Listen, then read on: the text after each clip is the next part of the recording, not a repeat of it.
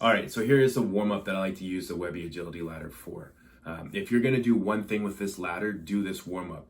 It's simple, it gets the body moving in new directions, and you start firing muscles that you're not using every day. Work your way through the exercises. You're gonna go twice around on each exercise. Make sure you're balancing it out. Go right around once and then go left around the other way. Make sure you give yourself a little bit of rest time between movement 1 and movement 2, just so your legs are fresh and you're not burning out too quickly. And the second time through, you're gonna wanna go the opposite direction that you did the first time. So if you started everything going right the first time through, start everything going left the next time through. Enjoy the exercises, and I hope you guys have fun training. Okay, first let's set the Webby up. Lay it on the ground so that the logo is in front of you. This will be your point of reference for every drill.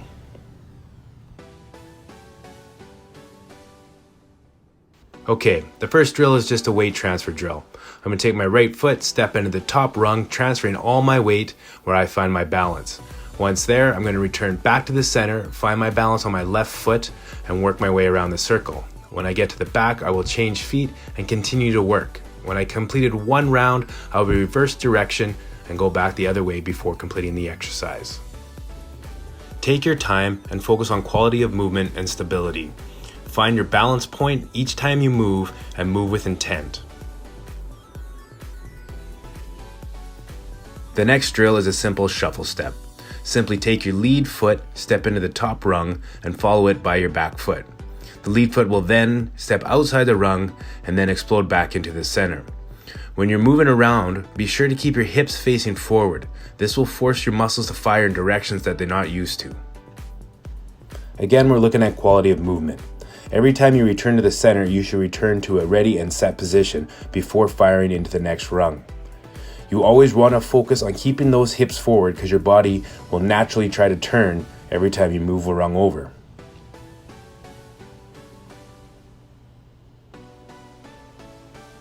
This drill is a bit more challenging.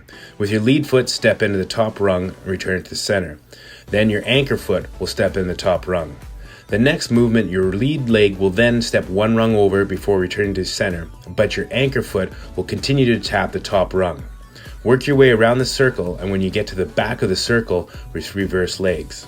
Again, with this drill, we are focusing on keeping our hips facing forward to challenge our body to fire muscles in directions that we don't usually fire.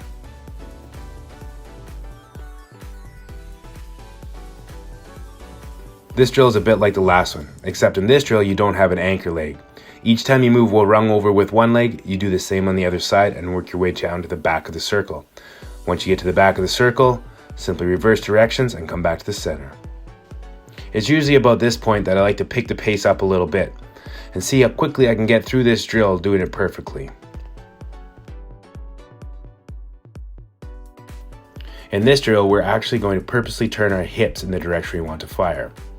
From a ready position, step with your lead foot into one rung, followed by your back foot that steps outside the circle. Once that back foot is planted, make sure you fire hard to get yourself back in the center of the circle. Always return to a ready position. As you move to the back of the circle, you'll notice that the degree of difficulty increases. So really focus on planting that foot and making a purposeful turn, finding your balance, and then returning to the center.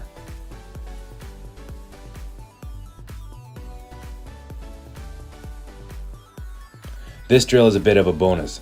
If you've mastered drill number 3, then give this a try. Instead of your anchor foot being at the front of the circle, it will be at the back of the circle, stepping back each time instead of forward. Again, with this last drill, focus on keeping the hips facing forward to force the body to fire the muscles in directions that you don't usually do.